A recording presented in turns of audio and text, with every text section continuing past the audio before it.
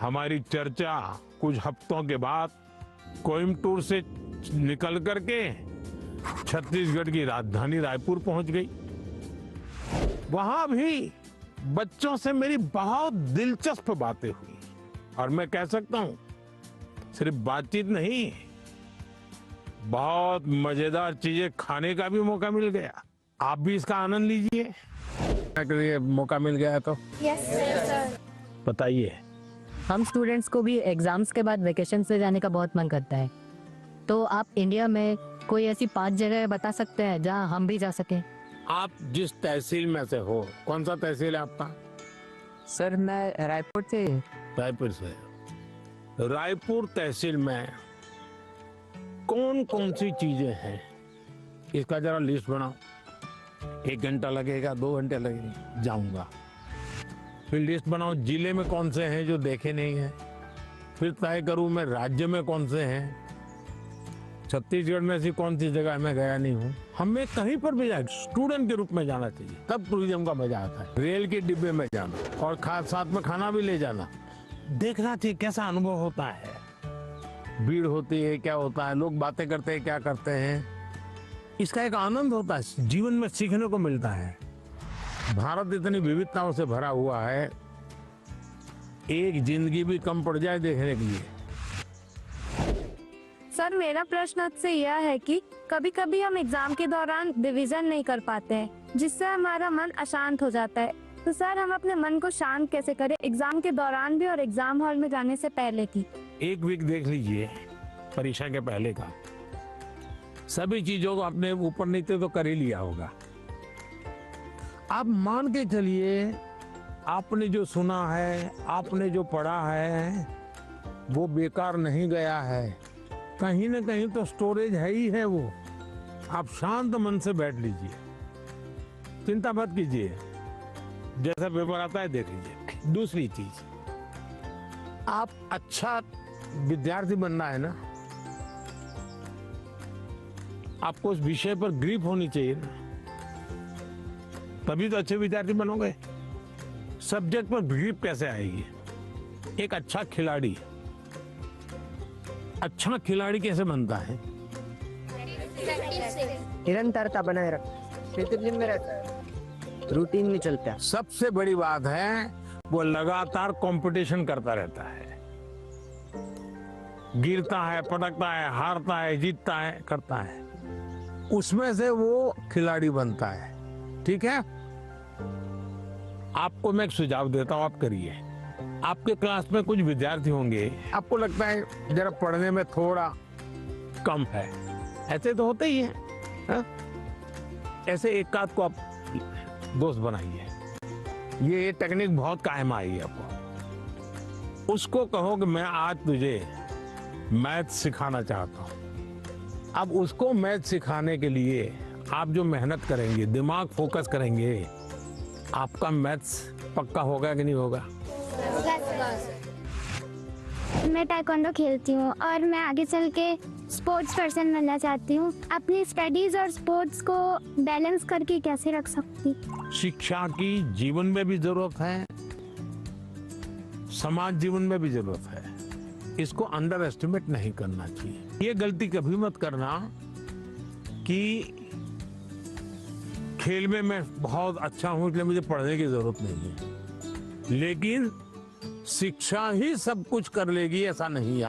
आप में हुनर है, जो भी है उसको डेवलप करना चाहिए। खिलाड़ी बनने के लिए खेले वो एक विषय है, लेकिन जिंदगी में खेल होना चाहिए, ये भी बहुत जरूरी है। जिंदगी खेल होने से बचाना है तो जिंदगी में खेल होना चाहिए।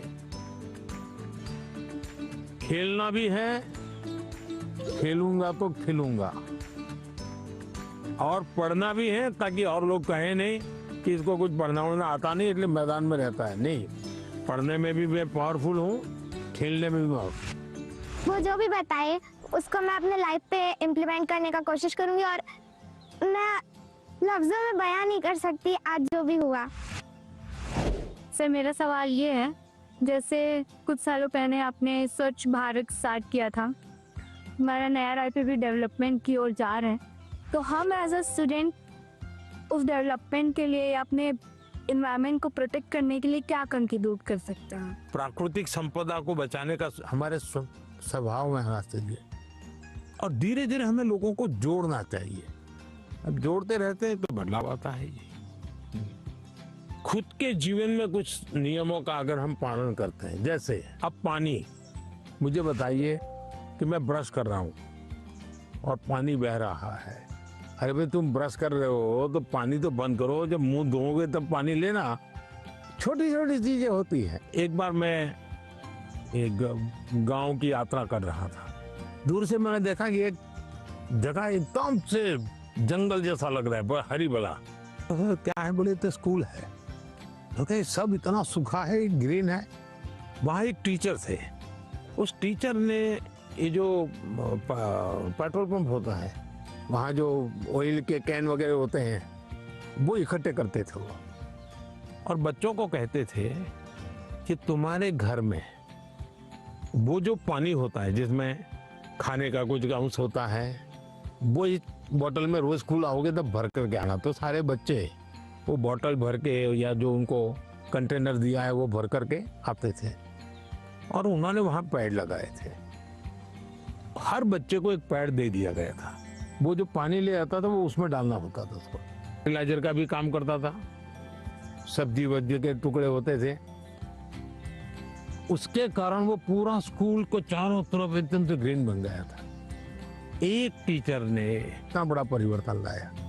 मानवीय रूप से व्यवहार करे तो बदलाव शुरू हो जाता है। छोटी चीजें हैं, हम आराम से कर सकते हैं। समाज का वातावरण हमारे स्वभाव में आना चाहिए। आप इतने साल से देश को संभाल रहे हो, देश के लीडर हो, तो आप फ्यूचर जनरेशन से, हम बच्चों से ऐसी कौन सी क्वालिटी एक्सपेक्ट करते हो कि हमारे अंदर आनी चाहिए एक लीडर के रूप में?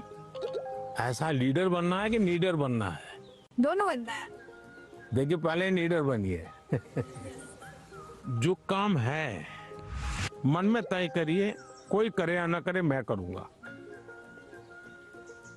जब ये शुरू आ जाएगा, मैं अपने से शुरू करूंगा, तो आप देखिए अपने आप लीडरशिप आना शुरू हो जाएगी। जैसे मान लीजिए कूड़ा कचरा है, आप जा रहे हैं और आपने एक उठा लिया, तो आपके साथ जो 4 लोग चलते होंगे ना, आपने देखा होगा वो भी, उनको भी लगे यार उठा लो। मतलब आप लीडर बन गए कि नहीं बन गए? अच्छी चीज है, हमें अपने आप को हमेशा लीडर रोल में तैयार करना चाहिए। ये अच्छा विश्वास है, विचार भी अच्छा है। लेकिन लीडर का मतलब ये नहीं है कि चुनाव लड़ना, पॉलिटिकल पार्टी बनाना, पार्टी में जाना, लच्छादार भाषण करना, ऐसा लोग नहीं होता लीडर। मतलब लीडरशिप में क्वालिटी होनी बहुत जरूरी है कि 10 लोगों को अपनी बात समझा पाओ। थोपनी नहीं है, समझानी है। समझाने के लिए पहले उसको समझना है। जो उनको समझ पाता है वो समझा पाता है, जो उनको नहीं समझता है वो कुछ नहीं समझा पाता। और इसलिए हमारी कोशिश ये होनी चाहिए कि उनको समझना चाहिए। उन्होंने बहुत अच्छे से बताया कि किसी के अंदर एक लीडरशिप क्वालिटीज होती है अगर वो किसी चीज के लिए रिस्पॉन्सिबल हो रहा है। If I would describe this whole, then I would say सपना। मैं प्रधानमंत्री से मिली। I am very lucky. बहुत अच्छा था, मतलब ऐसा एक्सपीरियंस जो लाइफ में बहुत कम लोगों को मिलता है। परीक्षा की तैयारी के अनुभव, परीक्षा के समय आने वाले विचार, स्ट्रेस और लोगों की एक्सपेक्टेशन से जुड़े हुए ढेर सारे सवाल लगातार चर्चा का हिस्सा बनते हैं।